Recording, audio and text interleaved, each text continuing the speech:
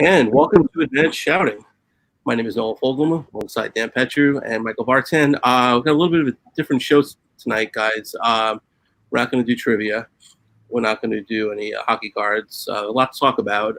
Very historic 24, 48 hours in the sports world. And NHL, a lot of criticism recently, but they finally stepped up thanks to the Hockey Diversity Alliance and postponing games tonight and most likely tomorrow. Yeah, I think thank God. First of all, thank God for the Hockey Diversity Alliance, because if there wasn't for that, who knows what would have happened? Like, they really, they got the meeting with the players today, and if it wasn't for that, I feel like there would be games going today. And just once again, like, the NHL has done so much well lately. Last night was a bit of a disaster. Actually, I said last night was the most disappointed I was in the league since the Whalers moved on me. I was just disgusted last night. I didn't watch games last night. I didn't think I was going to watch games tonight because I was going to boycott them if they weren't going to do the right thing. And I was just disgusted. Now I've come off the ledge a little bit. And look, they're a little late to the party here. It is something.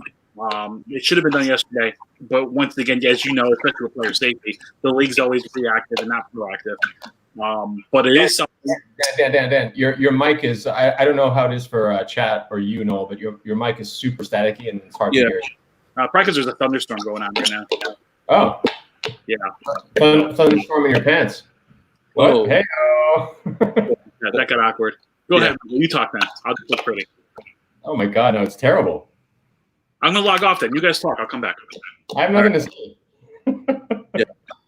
All right. Well, as we wait for Dan, I mean, the Honor Players game that ended, they were getting asked about that when no one knew about it.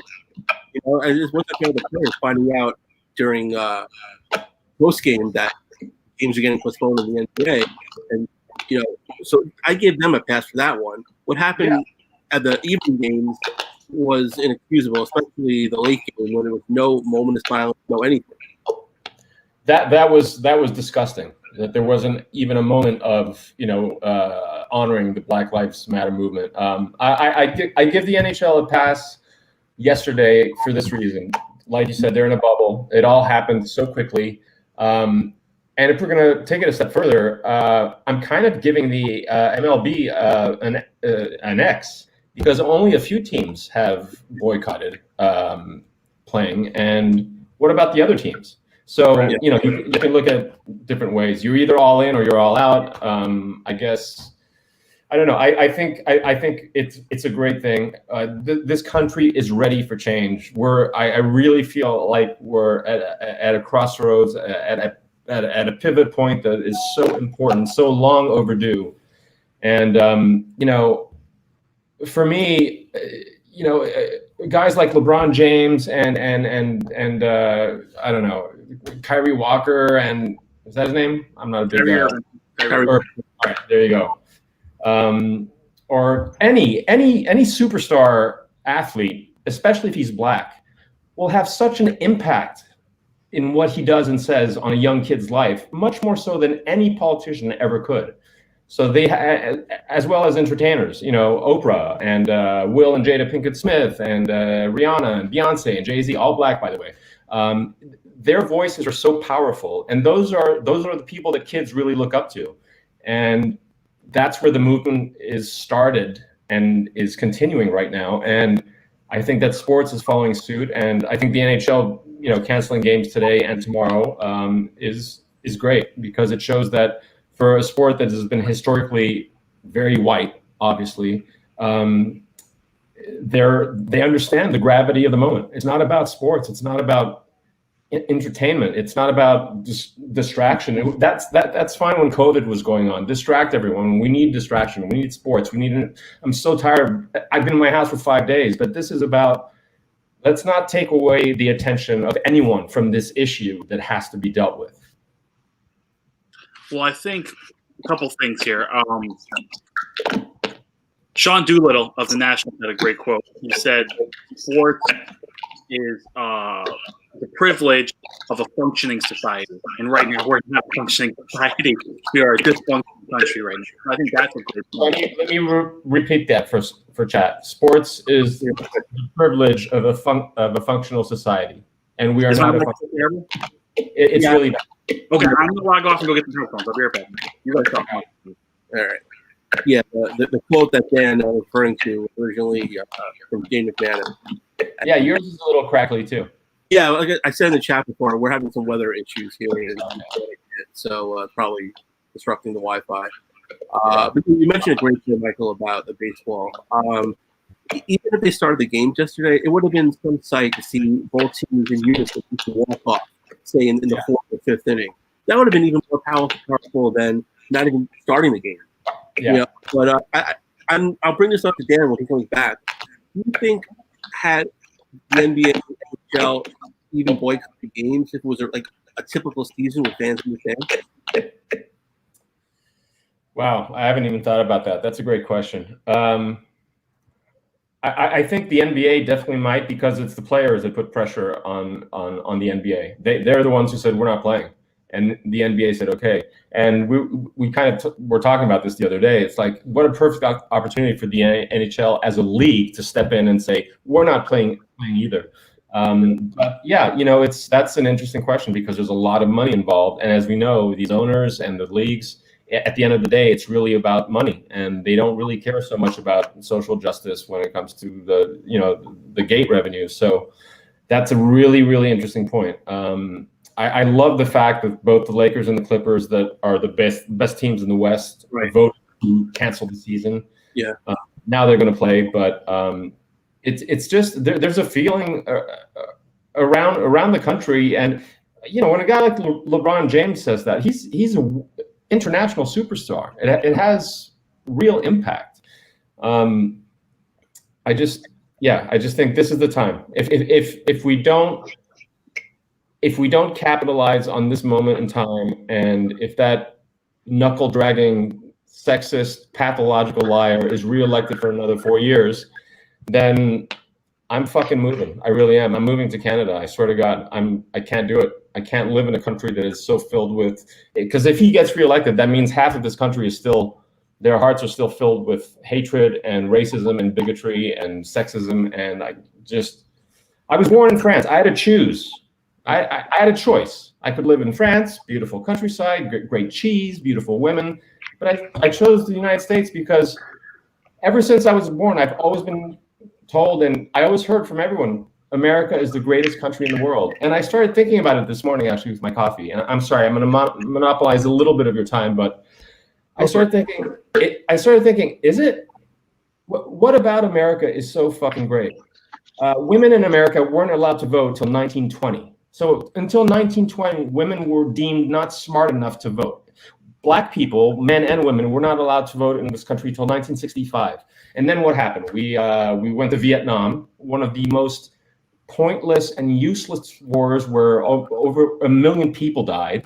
We beat the Russians to the moon, so that was great. But what that we beat the Russians to the moon with former Nazi scientists. Carry on. Exactly. And that was a great achievement, because the country needed a moral boost, but the country was, the fucking shootings at Kent University, the country was a disaster. And what beating the Russians to the moon did was basically start a 30 years arm race with Russia, where the entire globe was at risk of a nuclear Armageddon at any moment. And then we went to war with Iraq, and we've been at war in the Middle East since then. So you tell me, what's so great about this country? And I don't mean that as I love America. I'm an American through and through. If America plays France in any sport, I will root for America, except maybe hockey, because there's no chance that the French are going to beat the Americans. But we've reached a point in this country where this country's broken. When there's so many people on both sides of the aisle, and I'm not even talking politically, NASCAR taking down, banning the Confederate flag was, I thought that was such a beautiful moment and such a powerful statement for NASCAR, an institution from the South that is so associated with, the kind of people that I don't necessarily like to associate with. I thought that was a huge moment. And, so, the Floyd thing happened and everyone was in the streets for a month. And now, Jacob Blake, after I got over the shock, I'm still not over the shock of what I saw, but after I was able to process what I saw, the second thing that came to mind was how fucking untrained are police departments in the United States of America. I mean, here's a guy with 3 children in his car, unarmed. There was like 4 or 5 cops. Yeah. Tase him twice, tase him 3 times, tase him 4 times. So he shoot him once in the leg, which by the way is one shot too many, but to shoot him 7 times in the back is mind-blowing. Who trains these officers? I mean, and defunding police. I'll cede the floor on this point. The thing I can't stand is that the right things that defunding the police means that Joe Biden wants to abolish the police. There'll be no more policemen on the streets, and it'll be anarchy, and everyone will be killing each other, looting, and you better get a gun to protect your house. It just means the cops are. You ask any cop, the most terrifying call they will ever get is a domestic violence call, because domestic violence, people go nuts. Whatever happens in they're literally scared. A cop would much rather respond to an active shooter than a domestic violence call. And I've spoken to many cops. They're like, that's the one thing we're not trained for that. We don't know how to deal with that. Same thing with any call that might involve someone with mental health issues. And that's all. Oh, definitely. All defunding the police means is allocating a little money away from the police so they can do their job better and focus on what police are supposed to do, and let social services take care of the mental health issues and the domestic violence issues. It's so simple to me, but I guess it's not simple to anyone else. And maybe I'm wrong. Maybe I'm not seeing the other side of it, but it's absolutely mind-boggling that this amazing country is in the state it's in right now. No, it's well said, Michael. I thought things were even going to change looking at the police when 20 years was 12 years ago or 10 years ago, and nothing changed as a result of that. Right. President Obama weeping, during a press conference, and what changed? Nothing. People were claiming that this never happened, and the Parkland shootings also, the amazing. I mean, it goes on and on. Yeah, the Parkland shooting, it had amazing seniors step up, become advocates. That was great, but what did that accomplish? Nothing. It's big for a little while, and then moves on to the next tragedy. And it's with Jake. We're going to be uproar for a little while. Is there going to be an uproar about that one? You sound completely incoherent right now, Rob. No, it's like every 4 words. Yeah. All right. I'm going to jump out.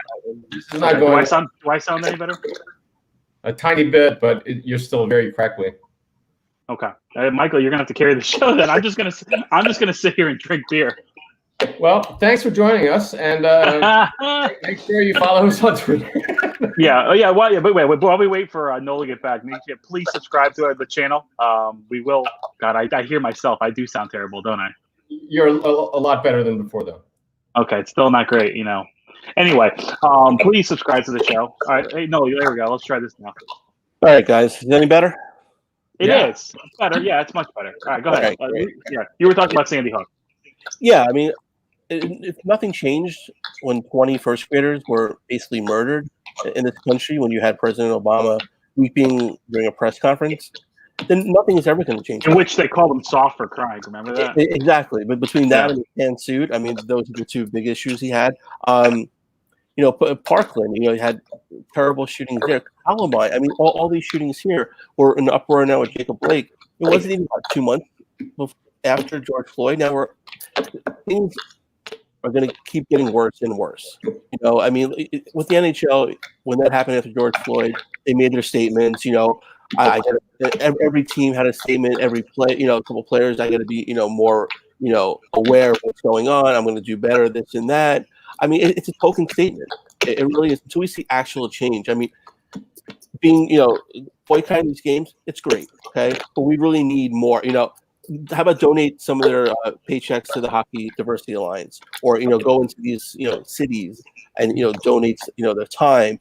I know the season's blown up, and it's not a traditional, off season anymore, but when this ends, it seems to really extend the off season for maybe a month or two and have these players go into the communities, and really educate themselves that way, not just tweet, not just send a video out, really put their boots on the ground and make impactful change. Yeah, it's right now. It feels like the hockey is for, unless you have to, the first before I say that, you have to be all in. Either you are against racism and you are for equality, or you're not. And right now we all have to be in as a country. And if you're a Canadian working here, you're still affected by it. You have to be all in. I know hockey is a very international sport, but right now the only guys that have kneeled have not been Americans. We need the white American players in this sport to step up, and everybody needs to come together, because right now the hockey is for everyone. The We Skate for Black Lives, they just sound like marketing ploys. Like I was at a point last night where I was so angry, I was thinking, well, maybe Hockey Fights Cancer isn't real either. Yeah, that's how pissed off I was. Right. And it's just like, you have to come together as a community and take this head on. You cannot pretend this doesn't affect you, because if you're silent, you are part of the problem. Absolutely, 100%. And was it Christine Simpson who had? Yeah. She was fantastic last night. Yeah, and so was Kelly. And so was Kelly Rudy.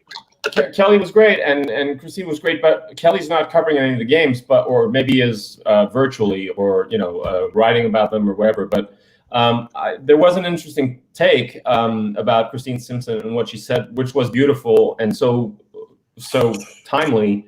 But there was an interesting take. Well, if you have such a knot in your stomach and you feel so sick to your stomach because of this, why are you on air right now? If you really want to, because what she said is going to be forgotten, and it's probably already forgotten in the Twitter, Instagram universe. If you really want to make an impact, say, you know what, I'm not working the game tonight. I'm taking a stand. I might lose my job by doing this, but this is what I believe in. And if you really believe in it, then do something physical about it. I mean, words are great, and it's such a huge problem in this country, and I just cannot believe that there's a chance that Donald Trump will be reelected, because that just means that there are so many people in this country that his basic problem, other than being an asshole and a liar and a sexist and a racist and all those things, is that he lacks empathy on a basic human level. He is incapable of putting himself in someone else's shoes who has less than he does, and feeling what they might feel, or feeling bad for someone. And therefore, all of his policies are around him. It's all about him all the time. He's the 6-year-old who throws a tantrum at Target because he didn't get the toy he wants. He's the 14-year-old who bullies the 10-year-old at school because he needs to feel strong. He's so mentally weak. And he's the guy at 1600 Pennsylvania Avenue who's calling the shots for this country. And the fact that, look, I'm not a huge Joe Biden fan. Okay, me neither. I think he's a great guy. But I don't think. Look, my dead dog Millie would have been a better president than Donald Trump, and I will vote. Hey, for never him. Trust the guy who doesn't. Michael, never trust the guy who doesn't like dogs, and Donald Trump's not a dog guy. Oh, really? Oh, yeah, never trust the man who doesn't like dogs. He's probably a gerbil guy. Oh. Well, you know what? Hey, whatever. I think Noel has a gerbil. No, don't you have a gerbil or a mouse or something? No, we had a hamster years ago. Okay. I love all animals. Well, I think it was Theodore Roosevelt. This was a great quote. He said, "Never trust a man who likes to dance and doesn't drink." Well,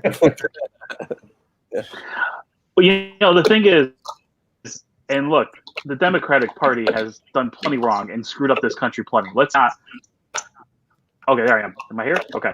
Let's not pretend that. Look, I'm a registered independent. I don't like either side, and look, like the Democrats have their share of problems, but I just feel like the Republican Party has convinced a part of this country that a bunch of rich people. It's basically a bunch of rich people convincing a bunch of poor and uneducated people that black and brown people are the reason for their struggle. Exactly. When it's actually those rich people that are stealing from them. And that's probably the best way I can put it. Well, I mean, if you look at what his platform was when he originally ran, was I'm going to change the culture. I'm an outsider. Let's just drain the swamp, do that, and that resonated with a lot of people. Of course, he was full of shit because that's. And there were plenty of people in the heartland that were struggling. There were plenty of people in the Rust Belt that were struggling, and I get that totally. Yeah. I do. Are they any better off now? No, of course they're not. Right. I mean, will they be better off with Biden? Probably not. But they definitely won't be better with Trump. So, I mean, either way, you're screwed. Well, I mean, it's fun. Sports. Do you want to do trivia now? You want to do trivia now? No. Yeah. Where do we go from here? Like, hockey's probably going to resume on Saturday. It sounds like the NBA is going to come back. Like, what's football going to do? Like, but here's the thing. We're all starting this back over. We're not even talking about the 500 students in Alabama that tested positive for COVID. That's still COVID's like, hey, I'm still here. Did we lose Michael? Yeah. Okay. He's getting left out, so get it. Yeah, but it's like, where do we go from here? Because within another week or two, or maybe 3 weeks, there's going to be another one of these incidents. Yeah. So, at what point, like, how do we resonate with change? I know it starts voting on November 3rd, but we have to get to November 3rd. We'll get to November 3rd. What kind of shape we're in is another story. Like you mentioned. We still got hurricanes, earthquakes, murder hornets. Like, what else? What else do we have? Asteroids coming. We're still in hurricane season, like you just mentioned. Back to school. I mean, all the schools are going to be in session one way or the other. So it's going to be interesting to see what happens there as well. But I mean, I don't know what to say about sports. I mean, yeah, what's going to happen with college sports? What's going to happen with the NFL? I mean, can't you just start in January and revisit it then? Like, let's just cool this down for a little bit and let's restart then. I don't know, because it feels like I don't really care about sports right now. Look, the Islanders. We were all ready to talk about the Islanders, Flyers, and Vegas and all these with Dallas. But right now, like, who fucking cares? We have bigger problems, and like, I don't want to be distracted. Like, I know, sports is a distraction. No, we should not be distracted by what's going on right now. Yeah. We got to roll our sleeves up and fix what's going on right now, and then we'll get back to sports. Right. Yeah. That's what I was saying about sports is a great distraction from COVID, not from this. No. And it was a great tweet yesterday. It said, like, COVID didn't cancel seasons. It looks like racism will. And it's right. Yeah, and it's ridiculous. But I want to play what we were talking about before with Kelly Rudy. He had a very eloquent quote here. So let's play. My computer just died on me for some reason. I'm doing this from my phone, which is great. We're hanging on by a thread. Yeah, I know, right? This is great. Sound would help. Yeah, sound would be great. Yep. For myself, instead of watching hockey, I'd prefer to be having this conversation with my family. I've said many months ago. Yeah, can you bring it back? About Black, it means something to me, and we've had many conversations with our family. There we go. All right, we got this. We should be here. I think the NHL should postpone the games. I really feel that we should be more supportive of Black Lives Matter. I know for myself, instead of watching hockey, I prefer to be having this conversation with my family. I've said many months ago when I made my video about Black Lives Matter, it means something to me. And we've had many conversations with our family about this issue. And I think we should continue on. And today would be a great day to do that. And I think that the NHL is missing out. This would be an important night for many families to have the discussion again. Like I said, we've lost count how many times we've had the discussion about Black Lives Matter. So I'm disappointed that we're talking about hockey. I don't think we should be here. I think the Yeah. Well done. I mean, it's well said. I mean, that's it. Look, we would much rather be talking about sports. We're a sports show, but we would be lying to ourselves and lying to everyone else if we didn't mention it. You can't avoid this. It's not going away. This isn't a moment in time. It's a movement in time. And you're going to be on one side of it. And you need to be on the right side of it. And we actually talked earlier today. We were texting, and we actually thought, is it appropriate to even do this show today? Yeah. And Right. Because is it disrespectful in lieu of what's going on, or should we just do it and for the few fans we have, just give them a chance to, type in the chat and for us to just let them know where we stand. So it's too important a moment in time, as you said, for us to not in our tiny little way just support this movement. It's so fucking important. Yeah, and Eva in chat makes a great point. She's like, most people should be discussing, not arguing with their issues. I mean, because no one has a decent conversation anymore about politics. Sort of now, everything is on social media. You can hide it behind a faceless account and just criticize people. And keyboard warriors. Exactly. I have a lot of friends who are Republicans. Even voted for Trump. I mean, I kind of avoid those issues, but I'm not going to lose a friendship over that. I mean. Well, I've reevaluated. You know what? No, I have. I've lost. I seriously don't. Yeah, I don't talk. There are a few people that were, friends or associates of mine that were really diehard Trump, and I couldn't even have a conversation with them anymore. And then when all this started, I was like, you know what? You got time to pick a side. I'm on the right side. I am going to be on the right side. So if you're not my friend anymore, I'm okay with that. Now, look, if that person called me up, would I still talk to them? Yes, but I'm not going out of my way to have any kind of conversation or relationship with someone who has zero lack of empathy. And actually, there's been people I'm not going to name any names, within my own family have had that issue too. And I have own family members that all they do is watch Fox News all day, and they're all scared and terrified. And it's like, stop. I actually said to one of my family members, when I was growing up, you were so scared that violent video games and rap music would pollute my mind. Who would have thought that it was Fox News that polluted yours? Yeah, it's a good point. Yeah, it's a good point. Because I listen to hip hop. I listen to I played the Call of Duty and violent video games. Yeah. I'm somewhat normal. I'm fine. You're not running out buying an AR-15 and gunning down people in at Penn Station. No. I have one of my best friends. I've known him for 30 years. He is one of my two best friends.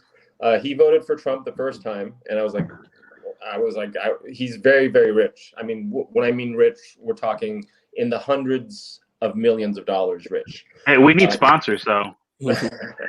But so he voted for Trump because he wasn't a Hillary fan, as was I. I was not a big fan of hers. No, I get that. And so he voted on for a fiscal reason. But I've spoken to him. He said he's not going to vote this time around because he can't. He lives in California, so whether he votes or not doesn't matter. Doesn't matter, right? Which is that's another problem, but that's a whole other story, yeah, right? Exactly. They got to get rid of the electoral college because it's a joke. My vote means nothing. Yeah, our vote means absolutely nothing. Because we're if you're we're a blue state, Connecticut will go to Biden no matter whether I vote or not. It means nothing. Yeah, 4 or 5 states decide the whole election. Yeah, it's really it's time for the electoral college to go away. 19% of the population is a governing majority in the Senate. Right. Exactly. And I don't know. Anyway, to finish my thought, I have another friend he's not a super close friend, but someone that I hang out with, once or twice a month, and we text once or twice a week. Play hockey sometimes, and he voted for Trump in 2016, and he's gonna vote for Trump again. And he watches Fox News all the time, and we had a conversation about 3 months ago, and he tried to explain to me his reasoning behind it, and it was just so myopic and obtuse, and just there was no reason behind it. I just like him. He's not like anyone else. He's going to make America great again. I was like, take a fucking look around. Take a look at your America right now. And we got into it. Wasn't nasty. We didn't call each other names, but I said, you know what, dude, maybe we shouldn't talk for a while because I just can't hang with that. And and I got to be honest with you, if you're voting for Trump, you're basically racist. And he said, I'm not racist. And I said, well, if you're voting for Trump, you kind of are. And there are a lot of people who are going to vote for Trump who maybe aren't racist, and maybe they're voting for financial reasons, but that's 0.001% of the population. The dude has never denounced white supremacy. Right. He couldn't denounce David Duke, for fuck's sake. Are you kidding me? Right. So, I mean, it's mind-boggling that I don't know. I'm just really beyond frustrated, and really at the same time hopeful and excited, because never have I seen in this country such a mobilization of all sports and entertainment, and just everyone is really paying attention to this and wants change, and I really believe the country's ready for it. Right. And what was the line that Trump said? There's good people on both sides. And that. Yeah. That was it. It was over. It was like, oh, come on. Yeah. Right. So, well, anybody in the comments have any questions for us? We will like to, because this is basically, we're just talking from the heart here. This has just been, we had a nice scripted show plan, and last night we were like, we can't do that. We can't ignore this. So if anybody has any questions before we sign off, hit us up in the comments. Once again, we thank you for coming out. We thank you for coming out at a different time. That's my fault. I have to direct the Republican convention tonight. Yay. I think that's what's put me in a pissy mood all week. But it's almost Friday. And we are going to pick a time and stick with it at some point. I know a lot of you international folks like the earlier time, so we'll try and do something for you guys. So, you guys have anything else before we get out of here tonight? No, I mean, I'm just going to say, go.